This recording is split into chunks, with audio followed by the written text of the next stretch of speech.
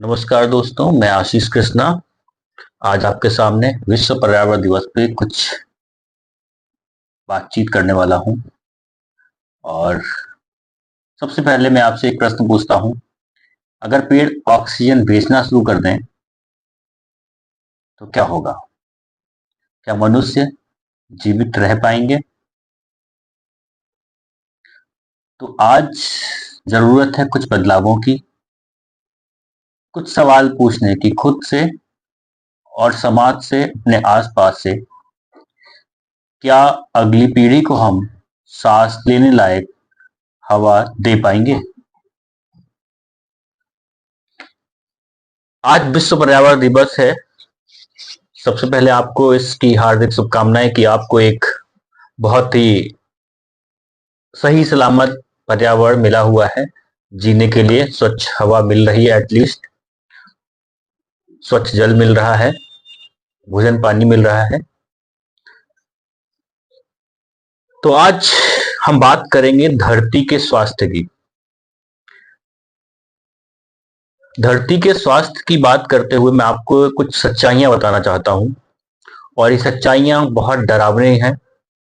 और अगर इस पे वक्त रहते ध्यान नहीं दिया गया तो एक वक्त ऐसा आएगा कि इंसान, कितना भी पैसा होगा उसके पास, लेकिन अपना जीवन नहीं खरीद पाएगा, एक दिन की जिंदगी नहीं खरीद सकता। क्या आपको पता है हर सेकंड पूरी दुनिया में एक फुटबॉल के मैदान के बराबर, उसके क्षेत्रफल के बराबर जंगल काटा जाता है? ये फुटबॉल का मैदान का क्षेत्रफल कितना होता है?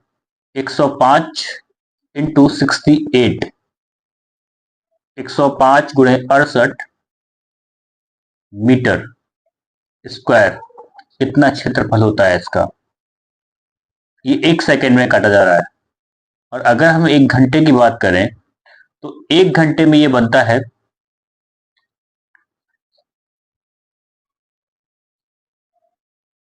2,57,04,000 स्क्वायर मीटर। इतना जंगल प्रति घंटे काटा जा रहा है। इसी रफ्तार से कटता रहा तो क्या हम अपने आसपास स्वच्छ हवा ले पाएंगे? क्या हम मौसम की साइकिल को सही से चला पाएंगे? ये सवाल हमें और आपको खुद से पूछना है, और अपने आसपास मौजूद परिस्थितियों से पूछना है, सरकारों से पूछना है। एक और फैक्ट मैं आपको बताता हूं। भारत में, केवल भारत की बात कर रहा हूं, भारत में हर साल 1.2 मिलियन यानी कि 12 लाख लोग केवल और केवल प्रदूषण से मरते हैं। जो हम लोग कोरोना में स्टेटिस्टिक्स देख रहे थे, इतने मरे उतने मरे, क्योंकि उसका रिकॉर्ड आंकड़ा हमको दिखाया जा रहा था और हम उसको देख पा रहे थे। लेकिन प्रदूषण से केवल भारत में 12 लाख लोग हर साल मरते हैं। पूरे विश्व में हर साल करीब 8 मिलियन टन प्लास्टिक का कचरा समुद्र में फेंक दिया जाता है। प्लास्टिक एक ऐसा आइटम जो सैकड़ों सालों तक गलता नहीं है, सैकड़ों सालों तक जमीन में मिलता नहीं है और प्रदूषण करता है।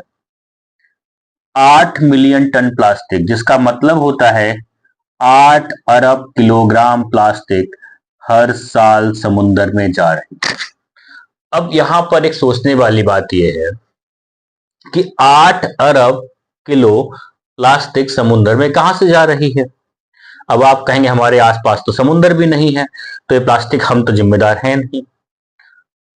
आजकल के लोगों से, आप टीनेजर से पूछेंगे, 11 12 7th 8th के बच्चों से पूछेंगे, दे डोंट नो कि ये जो पानी है बोतल में आ रहा है ये कहां से आ रहा है। उनको तो लगता है पानी मॉल में मिलता है।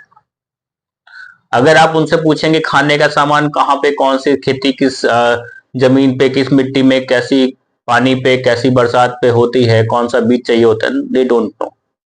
उनको लगता है फूड आइटम्स मॉल से आते हैं और सारे आइटम्स प्लास्टिक में पैक होते हैं। तो अगर आप एक स्टेप कर सकते हैं इसमें कि आप जहां कहीं भी जा रहे हैं, अधिकतम कोशिश करिए कि आपको पन्नी का इस्तेमाल ना करना पड़े। कभी कभी क्या होता है, हम दूध का पैकेट लेने जाते हैं और दूध के पैकेट वैसे पन्नी में होता है दूध, और दूसरा उधर दुकान वाला एक और पन्नी दे देता है, उसकी नीड नहीं है तो मत लीजिए, कुछ ग्राम आप कम कर देंगे। ऐसे ही अगर हर इंसान एक मिशन बना ले तो बहुत कुछ कंट्रोल कर सकता है, वो बहुत कुछ चीजें पर्यावरण को सुधारने में अपना कंट्रीब्यूशन दे सकता है। भले ही वो आपको दिखती नहीं है, लेकिन वो लॉन्ग टर्म में जब वो मल्टीप्लाई होती हैं तो बहुत बड़ा इम्पैक्ट देती हैं सोसाइटी में। ये आपको पता ही है, ग्लोबल वार्मिंग हो रही है। हर साल पृथ्वी का तापमान 1.1 डिग्री सेल्सियस तो बढ़ ही चुका है, और जैसे ही तापमान बढ़ता है ग्लेशियर पिघलेंगे, ग्लेशियर पिघलेंगे तो समुद्र के आसपास के इलाकों में बाढ़ें आएंगी, और दुनिया को कई बार डुबाने की ताकत रखते हैं ग्लेशियर। और हम देखते हैं कि बड़े बड़े ऑफिस में, गवर्नमेंट ऑफिस में, प्राइवेट ऑफिस में एसी एक फैशन सा है। प्लांट की केयर नहीं करेंगे उतनी जितनी एसी पे फोकस करेंगे। एसी आपको कूलिंग दे रही है, ठीक है, मानता हूं मैं, लेकिन एसी आपको नेचुरल हवा नहीं दे रही है। एसी जो इमिशन कर रही है उससे ग्लोबल वार्मिंग में कंट्रीब्यूशन हो रहा है, उसको बढ़ा ही रहा है। तो try to solve this up to your level. ये सिर्फ आंकड़े नहीं हैं, अभी बहुत सारे आंकड़े जो मैंने आपको नहीं बताए हैं। कितनी सारी प्रजातियां खत्म हो रही हैं इन सब चीजों की वजह से, खेती में कितनी पैदावार बढ़ रही है, घट रही है, जिसकी जरूरत है वो कम हो रहा है, जिसकी जरूरत नहीं है वो घट रहा है। ये सब आंकड़े नहीं है, एक संकेत है कि हम विनाश के दरवाजे पर खड़े, और अगर हमने और आपने ये प्रयास नहीं किए तो आगे आने वाली पीढ़ियां स्वच्छ जल, स्वच्छ वायु, पौष्टिक भोजन प्राप्त नहीं कर पाएंगे।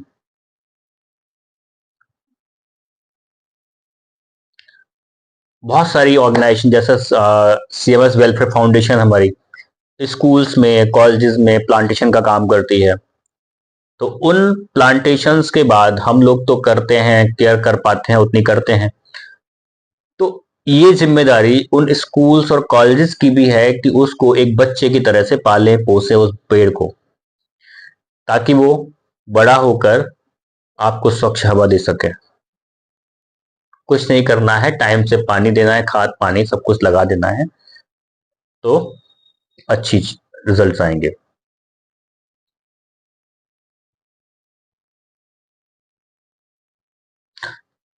जो कॉलोनीज हैं, सोसाइटीज हैं, स्कूल्स हैं, कॉलेजेस हैं, उनको मिलकर, उनके पास स्ट्रेंथ होती है, उस स्ट्रेंथ को मिलकर अपने लोकल एरिया में कुछ इलाकों को चुनकर वहां पर एक cleaning drive, anti plastic drive, green drive, ये करनी चाहिए। इसमें कुछ नहीं जाता, आपका केवल श्रमदान जाता है। और आजकल तो मैं देखता हूँ स्कूल्स और कॉलेजेस में कि श्रमदान से भी बच्चे इसको बड़ा श्रम की जैसे देखते हैं। बल्कि हम लोग जब स्कूल्स और कॉलेजेस में पढ़ते थे, पूरे पूरे ग्राउंड को हम लोग मिलकर साफ करते थे और अच्छा लगता था वो। पेरेंट्स भी सोचते हैं यार हमारे बच्चे से ये काम करा रहे हैं। नहीं, ये बहुत बड़ा योगदान है आपके सेहतमंद भविष्य के लिए, एक सेहतमंद सोसाइटी के लिए।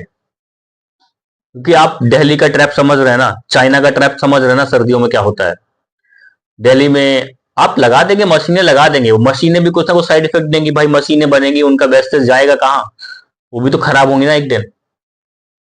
तो मशीनें लगा देंगे पॉल्यूशन खत्म करने के लिए, तो वो परमानेंट सॉल्यूशन नहीं है ना वो। आप देखते हैं आपके आसपास सरकारों ने जंगल काट दिए, पेड़ काट दिए रोड के साइड के, आपने उफ तक नहीं किया भाई। अगर एक तो ये तो एनजीटी का पूरा कानून है कि आप जितने पेड़ काटते हैं उसके 10 गुने पेड़ लगाने होते हैं आपको। कहाँ लगाए और कितने जिंदा बचे उसमें से अगर लगाए तो क्योंकि वो तो कंपनियां तो प्रॉफिट कमा के निकल जाएंगी ना, और आपको क्या देख के जाएंगी? सड़े हुए फेफड़े, कैंसर।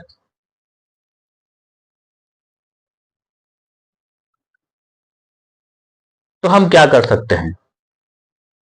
हम ये अवेयरनेस के साथ काम कर सकते हैं। हम अपने हेल्दी फ्यूचर के लिए यूनाइट हो सकते हैं, यूनिटी में काम कर सकते हैं। कैसे कर सकते हैं? अगर हर शख्स साल में कम से कम 5 पौधे ही लगाए तो वो ऑन एन एवरेज अपनी पूरी जिंदगी में, अगर वो 5 साल से ही ये काम पेरेंट्स के साथ करता है, तो ऑन एन एवरेज 70 पौधे, 350 पौधे लगा लेगा वो। तो हम प्लांट्स लगा सकते हैं। हम मार्केट में जा रहे हैं तो पन्नी को जितना अवॉइड कर सकते हैं करें।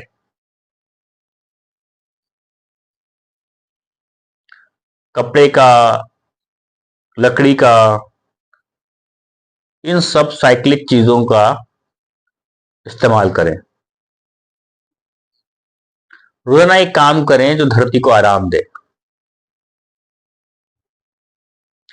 पर्यावरण की रक्षा कोई विकल्प नहीं है, ये कंपलसरी है आज की डेट में, नेसेसरी है, अर्जेंट है,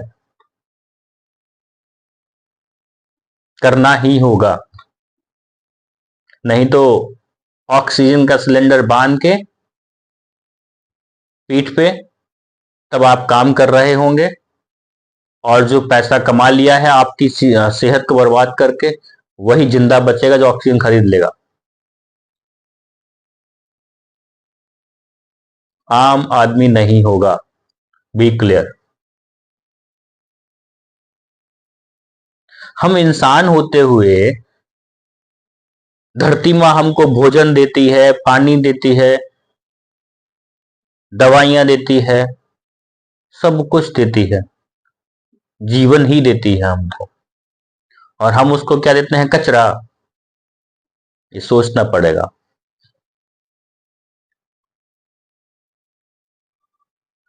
मैं देखता हूं जिनके यहाँ समर लगी है, खासकर संस्थाओं में, धार्मिक संस्थाओं में, वो पानी की बर्बादी बेतहाशा हो रही है। अगर उनको टोक दो, और नहीं जी ये बुरा मान जाएंगे। भाई किसी भी धर्मात्मा, परमात्मा, ईश्वर, अल्लाह, किसी ने नहीं कहा कि भैया हमको पानी में डुबाओ। तो हम जितना पानी, गाड़ियों को धुल रहे हैं, भाई पूछ लो, थोड़ा टाइम लग सकता है बट अच्छा होगा। घरों में पोछा लगाना बेटर ऑप्शन है सिवाय धुलाई के।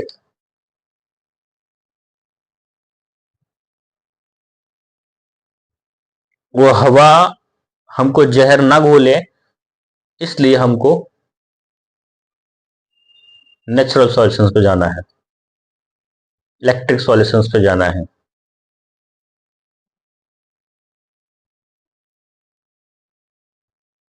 अगर आप प्लास्टिक से प्यार करेंगे तो प्रकृति आपसे नफरत करेगी। अगर मैं अंत में आपसे कहूं तो मैं यही कहूंगा, पैसे तो फिर से कमाए जा सकते हैं, लेकिन अगर नदियां सूख गई, हवा जहरीली हो गई, मिट्टी बंजर हो गई, तो हम क्या करेंगे? मिट्टी बंजर हो रही है, हवा जहरीली हो रही है, नदियां सूख रही हैं, हमें अभी और इसी वक्त जागना होगा।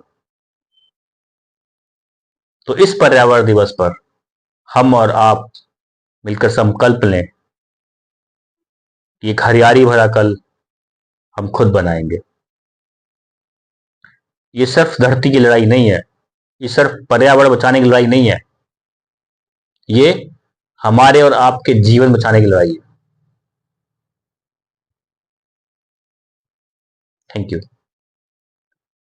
अंत में मैं आपसे यही कहूंगा, आप लोगों में से जो भी ये वीडियो देख रहे हैं, अधिक से अधिक लोगों तक शेयर इसलिए करें ताकि उनको ये फैक्ट्स फिगर्स की जानकारी हो और उनके दिमाग की कुछ बत्ती चमके और वो पर्यावरण के प्रति जागरूक हों। दूसरी बात, जो भी वॉलंटियर्स ऑल ओवर इंडिया में सीएमएस वेलफेयर फाउंडेशन के साथ काम करना चाहते हैं, वो हमारी वेबसाइट www.cmsswf.org पर फॉर्म फिल करके सबमिट कर सकते हैं। Thank you very much.